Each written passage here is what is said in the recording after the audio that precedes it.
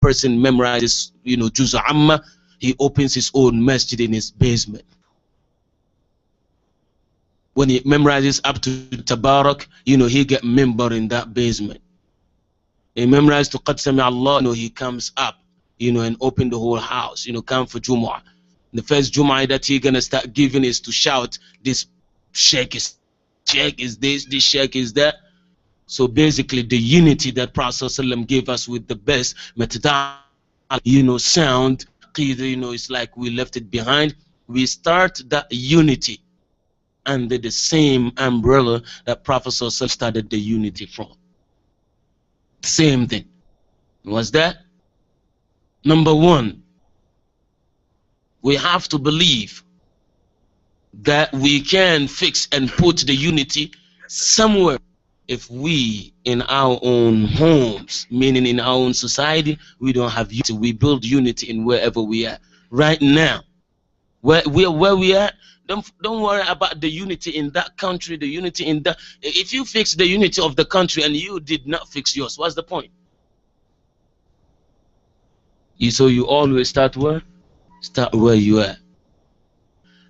So when we get that unity among us, starting it from our own place, believing that, whatever idea that you have and whatever idea that I have, whoever you have as your sheikh, whoever I have as my sheikh, nobody's word is above Prophet's word. If we want to do something and I love my way, you love your way, man, drop your way, I drop my way. Let's see how Prophet did it. We apply it in our own community, apply it in our own society. Because ad-dimighatu mutabayina, thinking are different. So let's come upon very simple platform and see in our community that will lead us. The central thing for us to get it, and the main thing that he has to get straight, is that it has to be from Allah. It doesn't have to be from my clan. It doesn't have to be from my own tribe, or no, in Mogadishu. That's how we used to do it. We in America. If a person in America say no, in America this is how we do it, we're gonna have what? So leave your own thing over there, I leave my own thing over there, he leaves his own thing over there, she leaves her own thing over there, and let's come and embark upon the way of Rasulullah. Doing that will give us the first step in our community. Once we achieve that, we can move to the next. But the majority of people, we just shout that is Prophet, but when it comes to the real deal and the reality, it's not what we actually taken seriously. So Prophet ﷺ is the love builder and the unity of the ummah. So we go back to his way and start applying seriously. Allah will show us the way. This is what I can say, so that we can give chance for somebody else. Bismillah tabarak wa ta'ala. Naam Sheikh. Assalamu rahmatullahi wa barakatuh.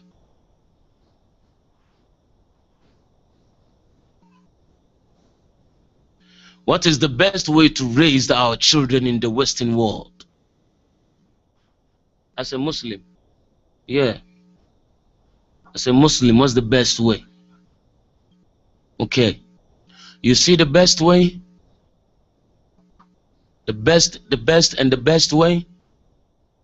And that's the best way? And that's always the best way, and it will remain the best way when the parents themselves change and apply the rules of Allah in whatever they're doing from A to Z. Allah will transform that into the children. But all we want our children to be guided, we want them to be straight, but ourselves, what Allah tells us to do, we're not doing. So then that means we don't have to expect that that perfection in the children. Let's say a father is telling the son, son, it's not good to be bad boy and don't smoke cigarette. But when the boy comes home, you see the father seriously smoking a happily bubbly. Even you want him to do all the time, he's gonna respect you as a father, but back in the brain he has opposite what? It's a higher opposite side. So when we straighten ourselves, you remember the story of Khadr alayhi salam and Musa alayhi salatu wasalam. You remember when he killed the young boy, He said probably he may, you know what, he may be a troublemaker in future, but when he fixed the big, that, what do you call it, wall and pillar, what happened? He said to him, وَكَانَ أَبُوكُمَا صَالِحًا. So Allah charged Khadr in charge of fixing for the kids, even though the father wasn't there. So even you not there, but because of your own righteousness, Allah will just transform it. And what Umar ibn Abdul Aziz used to say, you know, when he was about to die after being poisoned, why don't you appoint your own son Abdul Malik as Amir al-Mu'mineen and be the leader? He said, no, I'm not going to put him in that spot. You know what? I will do enough deed and enough khair, and Allah subhanahu wa ta'ala will save my child after me through my own khair. So being building our own khairat before we even get there, that will be the first, you know, the first stage. Meaning the parents themselves, let's accept willingly, not laugh, willingly what came from Allah before we even ask the young ones, before we even ask the children. That's point number one. And point number two, what comes in is that growth and development. Let's develop the environment that our children, they want to be in. Guess what? Do you know majority of the sisters, you know, they love to wear hijab. Most of them, they think, you know, when I go to that, what do you call it? I go out to the mall, you know, half of the people over there, they're wearing diapers, and I'm the only one with hijab and niqab, and I look different. So how to see that environment? You know, then she feels some kind of way. But do you think if we have Muslim more, only Muslims, and even those who will be coming to buy from us, you know, they love our merchandise in our own mall. So when they come, they have to cover their heads. Do you think our sisters will be embarrassed going to that mall with hijab? Do you think so? No. So it with what? It comes with building and changing ourselves. The children will see it in it. And most of the kids, you know, sometimes when they go up, you know, even, you know, they love the qamis. They love that qamis, just like Dr. Dakatro always with his jilbab. You know, they love the qamis and all that. But guess what? When they go and playing with the kids outside over there, you know, all that, they say like, I'm there, they look at me funny. You know, let me get me them nice Jay-Z, you know, style. You know, let me get me them nice, you know, Timberland. Let me get him them nice, what do you call it? You know, Michael sneakers and all. Muhammad or Yaqub sneakers from Minnesota in Abu Bakr's Masjid. They say, yeah, you're the man for the plan. I get your own sneakers too. You see, so always we can create that environment. First, by changing ourselves. Second, environment where they will like. But if it's difficult because it's like long story, it's like you want to cut it short, the best way, you know, show the family and show the children the Islamic side of your life. They will just come upon it just by fitra and by nature. With Allah's help, and I pray that Allah subhanahu wa ta'ala bless our children and bless them in this Western Hemisphere. What's the question about? Just very quick. Just give me the idea. Just summarize it so we can move because I'm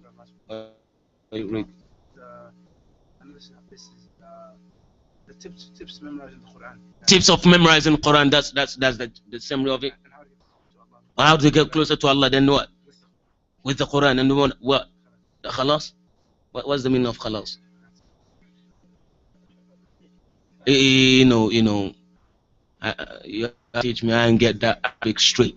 So teach me what khalas means. You know, I'm not big mufti like you, so apologize about that.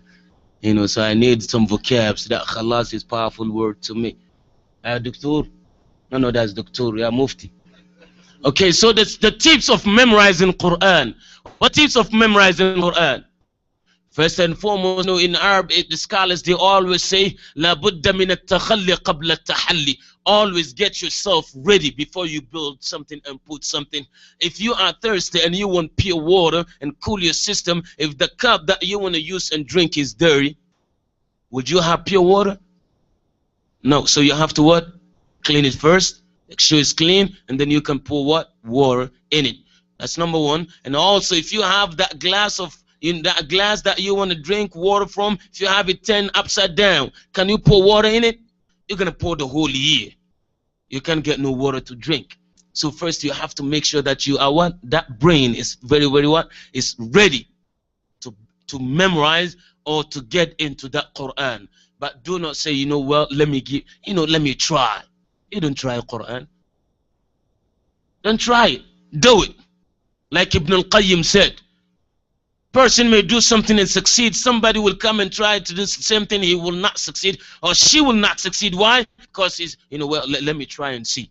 You can't try Quran. Say, I want to do it. That's number one. Number two, get yourself the best person that you think can guide you in executing those verses and memorizing. Because if you get the teacher that can really teach you, he or she makes it much easier. Because, you get all that navigational system. That teacher can take you gradually, because Quran is impossible to teach yourself. Even you get to see the way of 21st century that knows Arabic and can blow Arabic from A to Z, he or she can't teach, himself or can't teach herself without the help. So get that teacher. And number three, come up with a schedule or timetable that, after Fajr, or maybe after Dhuhr, or after Maghrib, or after Isha, I will just do, some hifz for myself, and stick to that timetable. Then let go. If you want to do it, try to have something daily. 10 minutes every day is better than 10 hours every week once.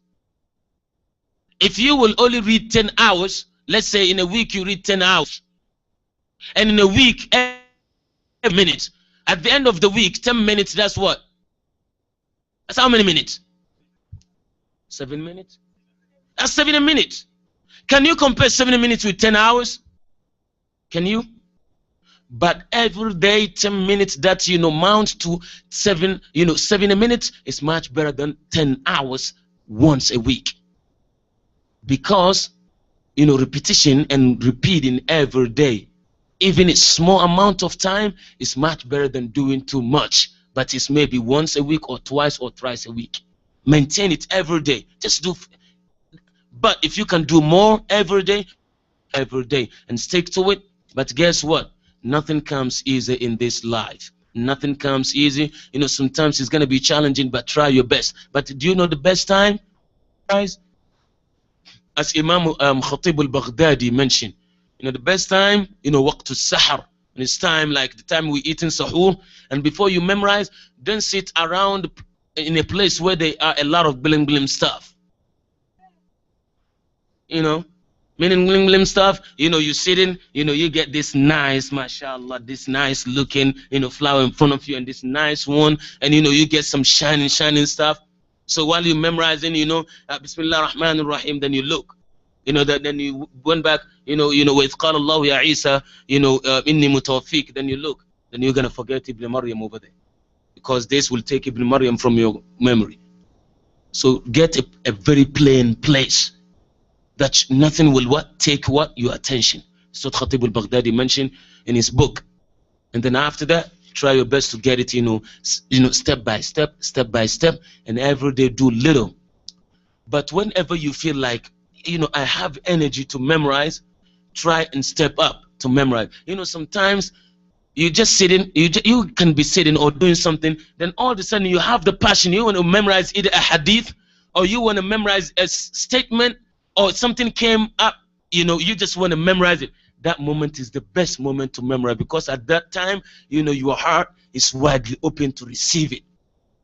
But always, don't give Quran the time that you think is your comfortable time. Give Quran the time that Quran wants from you. Quran will give itself to you. You get it? Give Quran the time it wants from you. Quran will give itself to what? To you. So those are the best times, like after Fajr, or the best is like before even Fajr, or after Fajr, or at noon, that waqt al-Dhahira time. But guess what? Don't never ever think you can memorize with one sitting. If you think you can memorize in one, you're lying to yourself. Don't never think you can memorize. Let's say I want to memorize a page. Give me a page somewhere. Give me just any ayah. Huh? Ya ayyuhan nasu. ضرب مثل فاستمعوا له. Okay, I want to memorize the last page of Hajj. يا أيها الناس ضرب مثل فاستمعوا له, as he said. The first thing that I have to, try to see where the page is. You get that? Just to try to see and find out where the page is. So once I find out that it's page 341, now I know that obviously it's on the what? It's on the right side of Quran based on Fahad's print. So I sit down. Now I'm ready. What I'm gonna do, once that I make sure I get the teacher read those ayat and the page to me, and once he reads the page to me, I know that this page will start from what do you call it, verse 75, and it's going to end 78. That's the page you just gave. So once I have the page, I know that now I'm going to start ضرب مثل فاستمعوا له to the last ayah of the surah. نعم المولى ونعم النصير. That's the last page. So I get the sheikh read, and once I finish, I'm gonna go sit.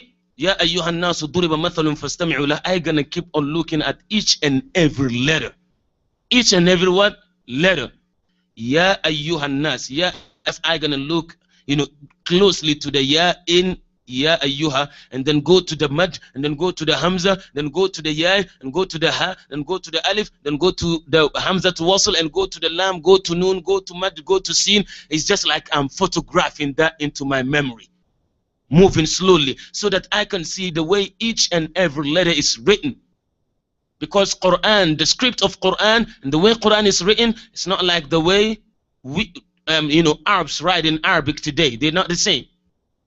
That's why you see imams, they put in ilm al-rasm, like aqilat atrab al-qasaid for Imam al-Shatibi, like the book of al-Muqni' for Imam Abi Amr al-Basri, and the book of al-Wasila for Imam al-Sakhawi. All this they put to see how Quran is actually written by Sahaba. So you capture this, you start moving. So now I'm gonna read that page just like this in this form. I'm gonna go back and forth like, let's say, 5 times. Then after that, now I'm ready to what? To memorize. And when I start memorizing, I'm going to take the first ayah of Ya ayyuhan nasu duriba mathalun fastami'u lah. I'm gonna memorize that verse, and then when I memorize that verse, make sure I get it, then I go to the next verse, and then memorize it, then go to the third verse. Once I get to the third verse, I come back to Ya ayyuhan nasu duriba mathalun all the way to Sami'un Basir. That's the third verse of the page, and then come back again, and then reach to this, and then once I finish, now I come to the second what? 3, and then do the same thing. Then after that, I go back and pull it down, and then keep like drive through, going back and forth, but organic. You see? Then once I finish doing this, I know that I memorize. I'm gonna come back to it at Dhuhr time, because what you did at Fajr time, this is idea. It's just in the brain, but it's not concreted yet. Come Dhuhr, do the same thing, and then you come at Maghrib. After Maghrib prayer, you do the same thing. And before you sleep, while you're laying down, you get them nice, pillow. You're about to sleep. Just read the page. If you can read it from A to Z without no mistake, that means you got it. If you make mistake, man, don't add no surah and don't go to the beginning of Anbiya. Come back and make Hajj. Come back and make Hajj in America on the page, not to go to Saudi. You see? And then do it. Once you do this, but always make sure you get days that you will memorize and this that you will review, because revision is much difficult than memorizing. So let's say in a week you're gonna review, let's say you're gonna memorize in 3 days. Give yourself 4 days just for what? For muraja'a, just reviewing. So always make the days of revision more than the days of what? Memorizing, because you want your memory to be powerful, and you want to build it and make sure the cells are strong in your memory. Because if you are not honest to yourself, just like Thomas Jefferson said when he wrote a letter in 1819, when he wrote that letter, he said honesty is the first chapter in the book of wisdom. Meaning, if you want to be wise, be honest to yourself and get to know what you can memorize and what you can retain for a day. If you did not memorize it well, then move. If you move to the next page and you memorize, that's going to give you a headache till the end of your life if you don't take care. So always get it what? Organic. I know we in America, we just want everything, microwave. just put it in my 2 minutes, it's warm, but you cannot memorize Quran by microwaving it. If you microwave it, if you microwave your food and you don't eat it right away, after 2 minutes, what's gonna happen?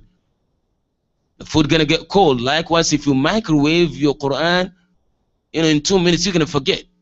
So the microwave when you memorize, and don't drive through when you memorize. Make sure it's organic.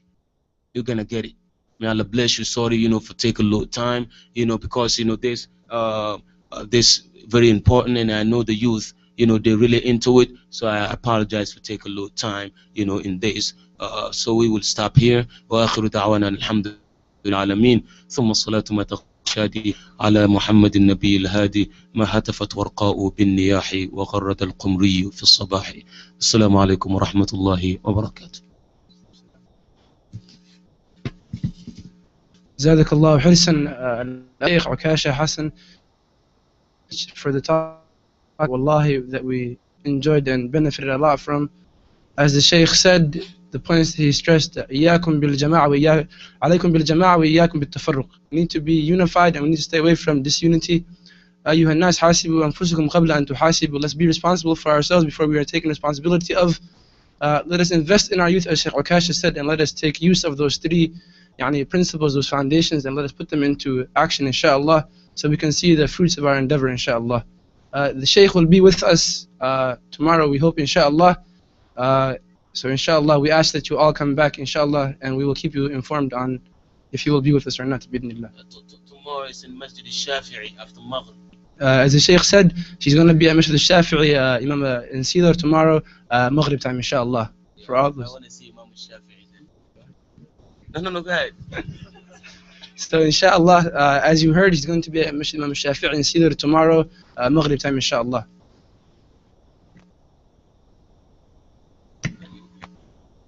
Inshallah, we're going to pray now.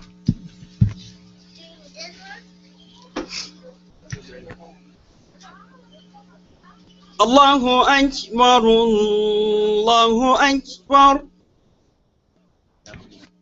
Allahu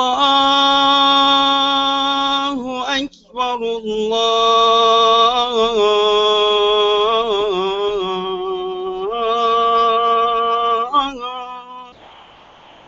Allahu Akbar.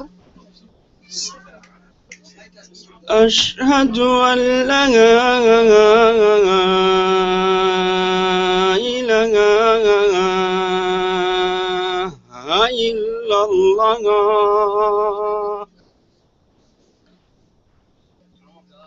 أشهد أن لا إله إلا الله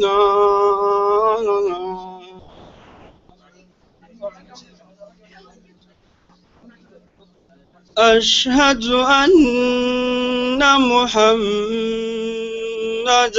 رسول الله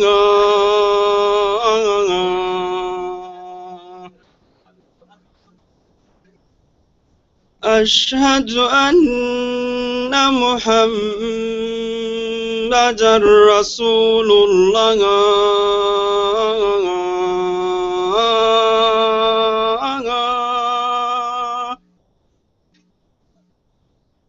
حي على الصلاة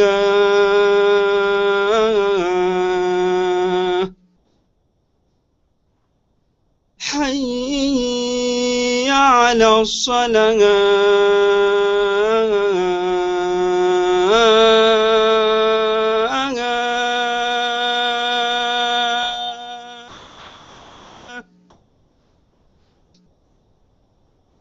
حي على الفلاح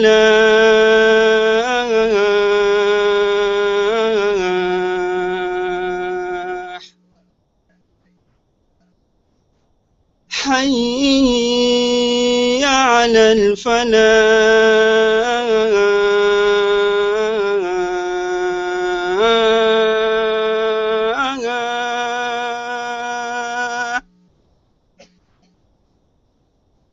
الله أكبر الله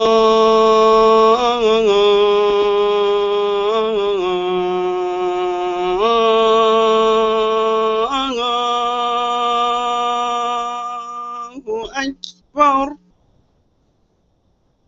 لا إله إلا الله